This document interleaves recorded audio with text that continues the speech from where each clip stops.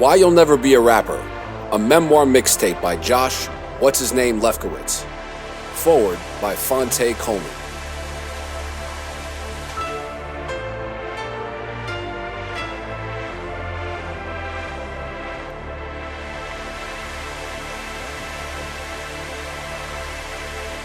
From the moment me and Josh Lefkowitz agreed that the sleeper jam off Blueprint 2 was Fuck All Night, I knew I had found a friend. The year was 2002. Josh and I were two retail workers on our lunch break at South Point Mall. Him, a struggle rapper without a deal, and me, a struggle rapper with one. We spent our days discussing the rap game at length, armchair quarterbacking our way through every era from the Juice Crew to Rockefeller. Analyzing our own careers, however, proved to be much more difficult. Back then, if you had asked me to name the next rapper that would make it out of our hometown of Durham, North Carolina, I would have bet my entire belch check on Josh, aka Whutsiznaim. He was knowledgeable about the history and culture of MCing, had the hard-earned respect of his peers, could rap as good as any MC I'd ever known, plus he had the cheat code of a lifetime. He was white. Matter of fact, he was Jewish. That's like white prime with free shipping. How could he lose? The answers to that question are as candid and unrelenting as the stories that you'll hear in this book. My 11th grade English professor once told me that you can learn just as much from a bad book as you can from a good one. And I think that also applies to the lives of others. Not that my buddy Josh has had a bad life by any stretch. I just think that people are more likely to learn from a dream deferred than they are from a success story. After all, it's easy to dramatize the hunt after dinner's already on the table. Although I've been fortunate to have a successful career and work with artists I idolize, I still feel like I have more in common with Josh and his story than I do with most of my industry friends. There's always comfort in having that one person in your life to confirm that you're not crazy for thinking the way you do. Nearly 20 years later, we're still the same guys on our lunch break, shooting the shit over bad Chinese in the food court. The back and forth rap slander of our text messages would make Waldorf and Statler proud, which is why news of Josh's exit from the game a few years ago didn't surprise me at all. The music business is one cruel, unforgiving bitch. When one of your friends decides to call it quits, there's no sigh of disappointment, only a sigh of relief, like, finally. One of us had enough courage to leave this sadomasochistic shit alone and live life as a functional human being. Congrats! Even if you've made it in your profession, a lot of the stories within these pages will sound uncomfortably familiar. There are no magic bullets, no self-help platitudes or easy resolutions. Just tales of regrets, misfires, half measures, and stolen victories from a guy that's just trying to figure it out. I mean, aren't we all?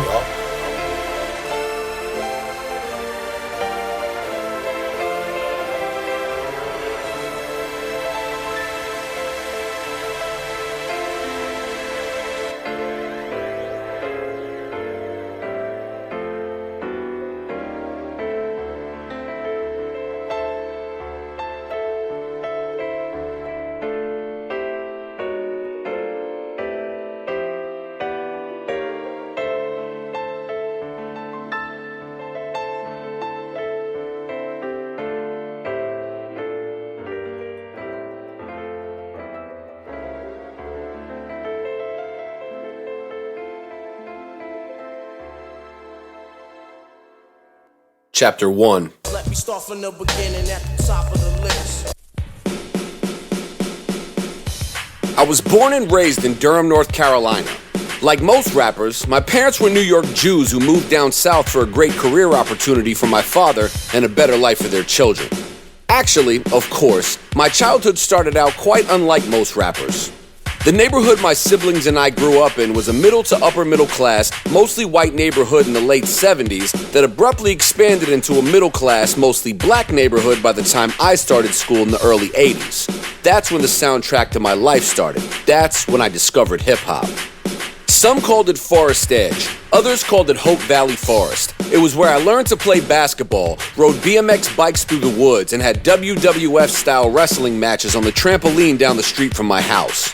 It was your typical, sidewalk-free North Carolina neighborhood that usually smelled like fresh-cut grass and was lined with pine trees that seemed to touch the clouds. I was a nice kid, so I found it easy to make friends. And from a young age, I was fascinated with other people, what I could learn from them, and what their interests were. My siblings were much older than I was, so I rode Bus 92 mostly by myself every day to and from Pearsontown Elementary. It was a quaint, brick school in the southwest section of Durham, which meant that, like Forest Edge, it was mostly black. I never remember any racial tension as a kid. Maybe I was naive, or maybe I was too young to have realized it, but in my mind, it was a pretty harmonious place. When you're a Jew in the South, you're just called white. So though I was usually just another pale face in the crowd, my religion would make me stick out on occasion. On Passover, for instance, the turkey on matzah sandwich I'd pull out of my lunch bag made me an outcast. And as a kid, there's nothing like having to justify the contents of your lunch with a discussion on religion. "Oh, you're Jewish?" they'd say. "That means you're black."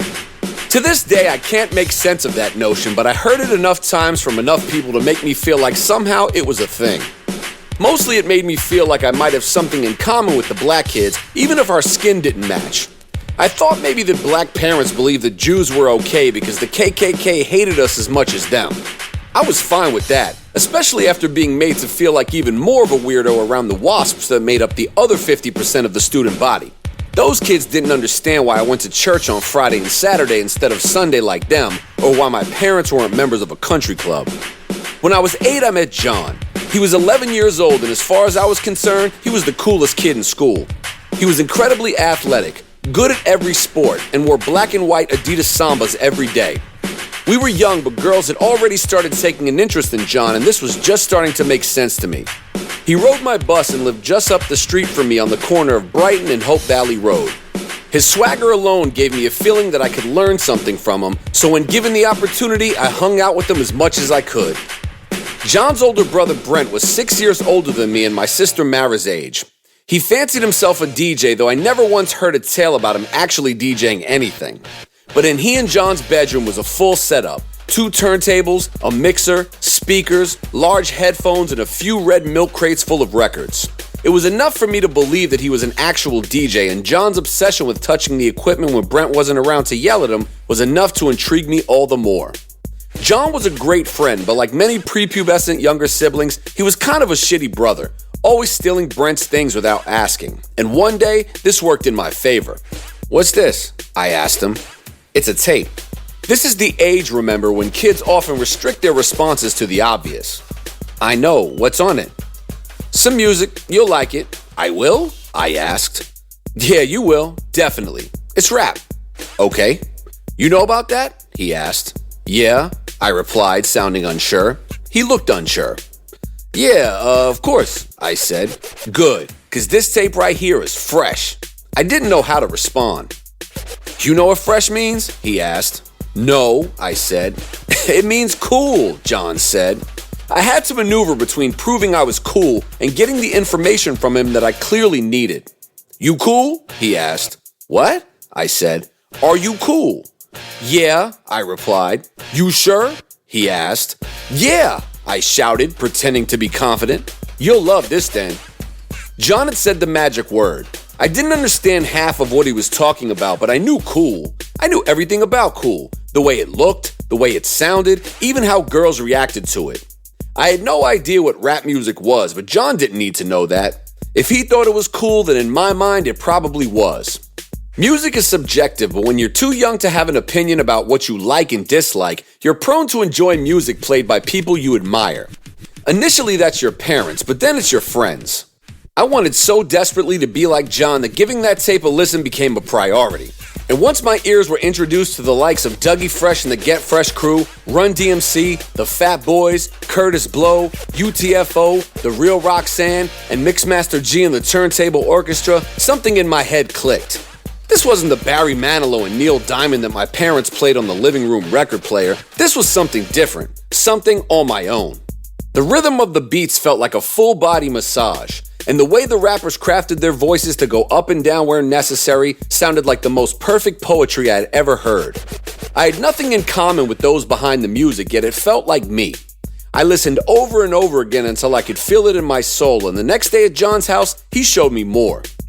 We sat on Brent's unmade twin bed, hypnotized by the music, praying he wouldn't walk in and beat us up for playing with his stuff. I flipped through record after record, studying the way the rappers dressed. They wore Adidas sweatsuits, custom leather jackets, Kangol hats, Cazal glasses, four-fingered rings and fat gold rope chains. My eyes lit up. They weren't musicians to me. I went to a Genesis concert in the Dean Dome a few months prior, and they didn't dress like this. These were superheroes, my superheroes. And though I didn't know it, this was hip-hop culture in its purest form. Rap wasn't something I went looking for. It was something that found me. Not because I wanted it to, but because it was supposed to. This was the first day of the rest of my life.